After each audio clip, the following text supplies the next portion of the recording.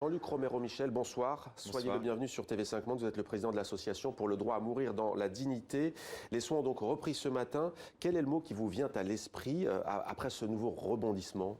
Beaucoup de tristesse pour Vincent Lambert, parce qu'on oublie qu'il y a cet homme qui, depuis maintenant 11 ans, est dans cette situation et n'est même pas au courant qu'il y a autour de lui toute une polémique dans ce pays. Et je crois qu'on l'oublie un peu.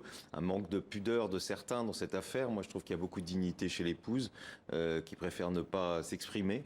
Et je crois qu'elle a raison. Mais en tout cas, cette affaire, elle nous montre, parce qu'il faudra en tirer des conclusions. Après, d'abord, elle nous montre que la loi Leonetti ne fonctionne pas. Enfin, les trois lois Leonetti. Le premier exemple, c'est celui de la décision.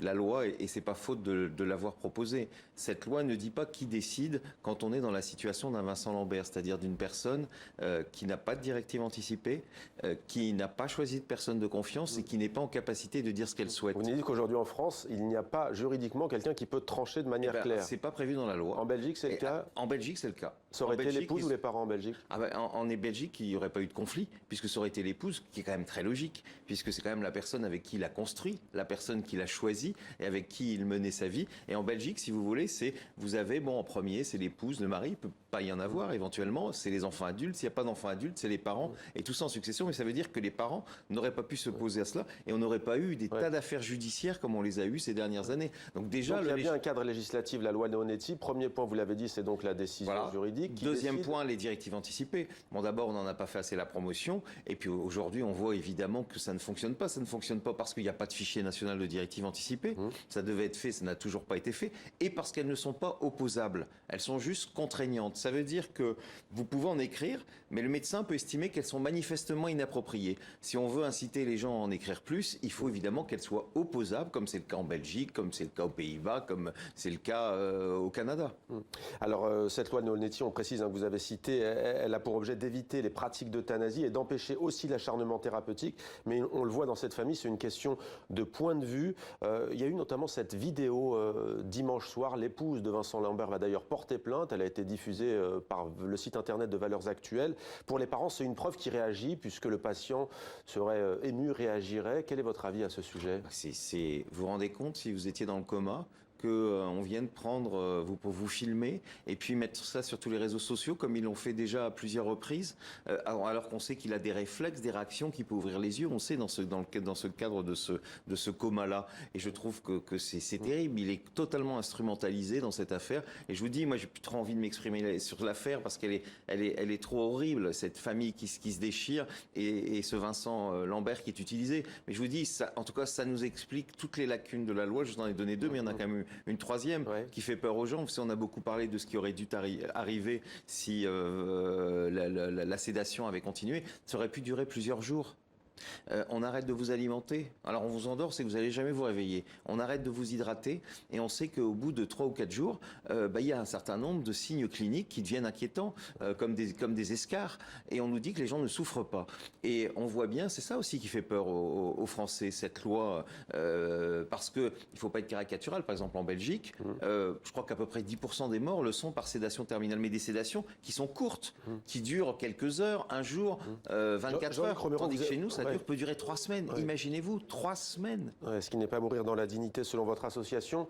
Quel est le problème en France ? On a le sentiment, quelle que soit la législation qui viendra sans doute un jour, on a le sentiment qu'il y a un tabou autour de cette question de la fin de vie, ce qui n'est pas le cas en Belgique, ce qui n'est pas le cas au Canada. Ce sont pourtant des pays qui ont les mêmes traditions, la même culture judéo-chrétienne. Que se passe-t-il en France ? En Suisse aussi, on pourrait dire. La Suisse également. Vous savez, sur les questions de société, regardez, globalement, on a un mal fou à avancer. On dit qu'on est le pays des Lumières. Rappelez-vous le mariage pour tous. Comment il est passé en Belgique, comment il est passé au Canada, comment il est passé aux Pays-Bas, comment il est passé au Luxembourg.